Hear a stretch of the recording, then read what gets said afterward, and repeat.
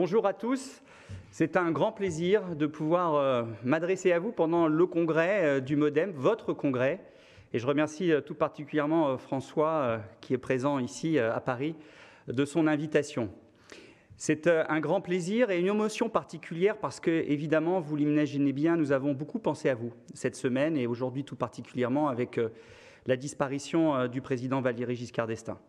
C'est évidemment un événement pour notre pays, avec ce président qui a su réformer notre pays, le transformer, l'engager dans la modernité et dont vous avez été des soutiens, des compagnons de route, aujourd'hui les héritiers. Ces idées qui ont façonné l'UDF, puis aujourd'hui le MoDem, ces idées de liberté, ces idées d'humanisme, ces idées européennes, nous, à Agir, nous les partageons en très grande majorité. Nous sommes très proches de vous à travers ces idées. Nous nous disons libéraux, pro-européens, humanistes et réformateurs. C'est dire si la proximité est importante. Mais au-delà de ces idées, au-delà de ce partage, finalement aussi d'une partie de l'héritage, nous sommes en proximité dans notre éthique d'engagement.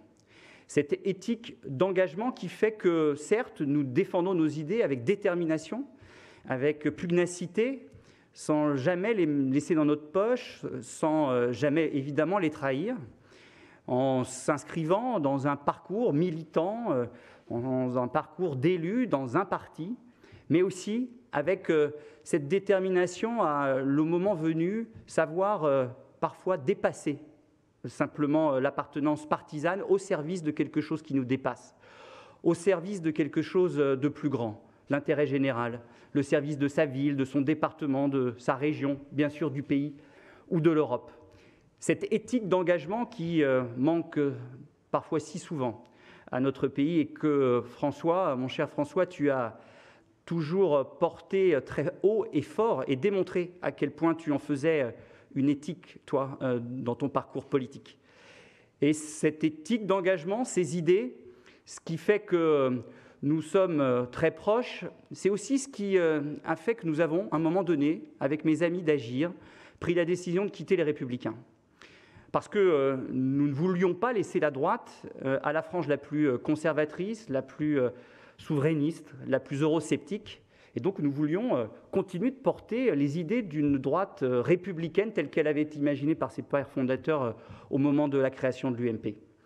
Et puis parce que aussi nous voulions absolument saisir la main tendue par le président de la République, le président Macron qui venait d'être élu, pour faire de ce quinquennat non pas un échec mais une réussite pour la France. Ne pas s'opposer d'une façon stérile alors que beaucoup d'idées nous les partageons, mais au contraire de pouvoir participer à notre niveau, chacun à sa place, mais avec cette détermination de contribuer à l'intérêt général en faisant de ce quinquennat une réussite pour la France. Et aujourd'hui, on est très fiers et très heureux d'être à vos côtés dans cette majorité, avec La République En Marche, avec vous, MoDem, et avec mes amis d'Agir, pour faire de ce quinquennat une réussite pour la France.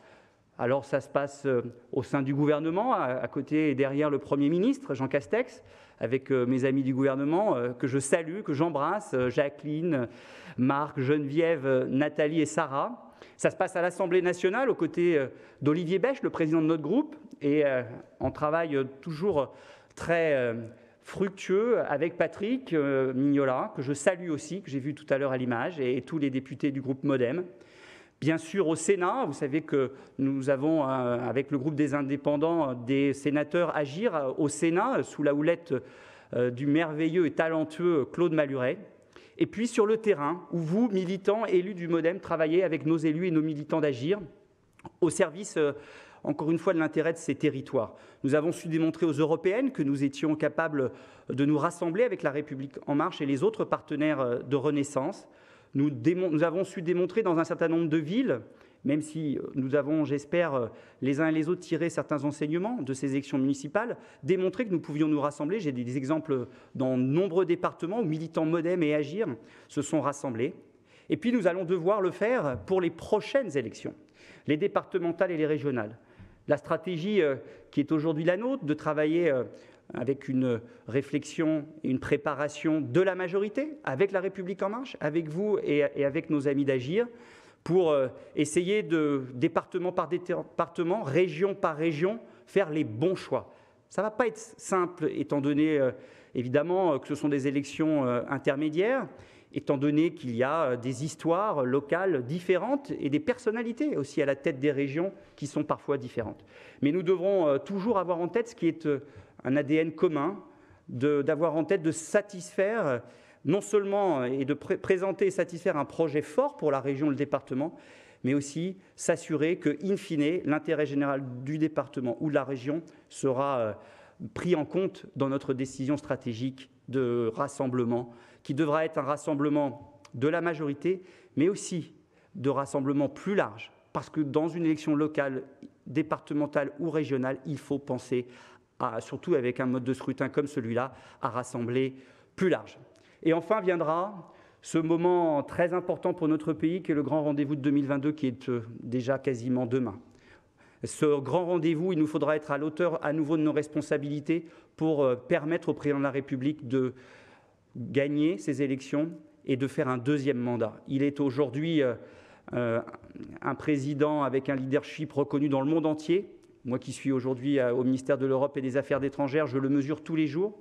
Il a démontré avec courage, détermination, résilience qu'il était à la hauteur de la fonction et nous avons donc besoin de lui, plus que jamais, avec l'expérience qui sera la sienne en 2022, pour relever les défis de la France et du monde. Et nous en aurons besoin aussi pour continuer les politiques engagées depuis 2017. Nous avons trop souffert dans notre pays des changements de majorité qui, les uns après les autres, ont contribué à affaiblir les politiques qui doivent, ces politiques publiques, être menées dans le temps long. Je le vois bien dans le secteur dont j'ai la chance aujourd'hui de m'occuper, le secteur du commerce extérieur. Je vais vous donner un chiffre ou plusieurs chiffres. Le déficit commercial de la France, aujourd'hui, c'est 60 milliards d'euros. En 2020, malheureusement, avec la crise, on devrait arriver à peu près à 80 milliards d'euros. Quand les Italiens sont à plus 53 milliards d'euros et les Allemands, plus 225 milliards d'euros. C'est le résultat de plusieurs éléments. Un, c'est le résultat du manque d'entreprises qui s'exportent dans notre pays. Nous avons 130 000 entreprises exportatrices, quand les Italiens en ont 220 000 et les Allemands 300 000. Nous menons depuis 2018, et je continue avec détermination à mener cette politique-là, une politique qui vise à rassembler les acteurs de l'exportation, le BPI France, Business France, les chambres de commerce et d'industrie, toutes les fédérations professionnelles, les syndicats professionnels, pour pousser toujours plus de PME et de TI à l'international. C'est la clé pour pouvoir exporter davantage. Je fais en sorte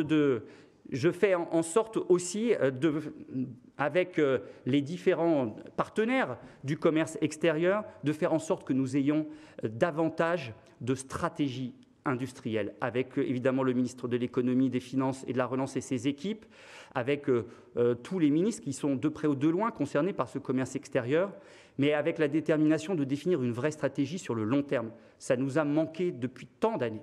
Et c'est François, encore une fois toi, qui avais raison avant les autres. La nécessité de penser loin, sur le long terme, avec la création de ce haut-commissariat au plan, nous avons besoin collectivement de définir des stratégies, comme ont su les faire les Chinois, pour que notre industrie puisse relever les défis de demain. Alors nous avons réussi avec le plan de relance et les mesures qui sont prises de transformation du pays depuis 2017, de préparer notre industrie. Mais il faudra mener ce travail-là sur le temps long, c'est absolument indispensable. Et nous devrons continuer à transformer le pays comme c'est fait depuis 2017, au service de la compétitivité de nos entreprises. Et enfin, il faudra travailler au niveau européen pour nous doter d'outils beaucoup plus forts de défense de nos entreprises vis-à-vis des Chinois, vis-à-vis des Américains, et c'est ce travail que nous menons au quotidien. Voilà le travail qui nous reste devant nous. Je suis encore une fois très fier, avec tous mes amis d'Agir, de pouvoir, avec vous, conduire les destinées du pays, participer à cette œuvre de transformation, de conduire, je l'espère, d'un grand nombre de régions et de départements demain et de faire en sorte que nous puissions offrir une victoire au président de la République, car c'est l'intérêt du pays. Je vous remercie et vous me permettrez, en fin de mon intervention, de féliciter François pour sa réélection Alors c'était attendu, cher François, mais c'est toujours c'est remarquable, c'est signifiant, parce qu'en politique, rien n'est jamais inscrit à l'avance. Donc bravo, bravo à toi, bravo à toute l'équipe, et j'embrasse Marielle. Bonne fin de congrès.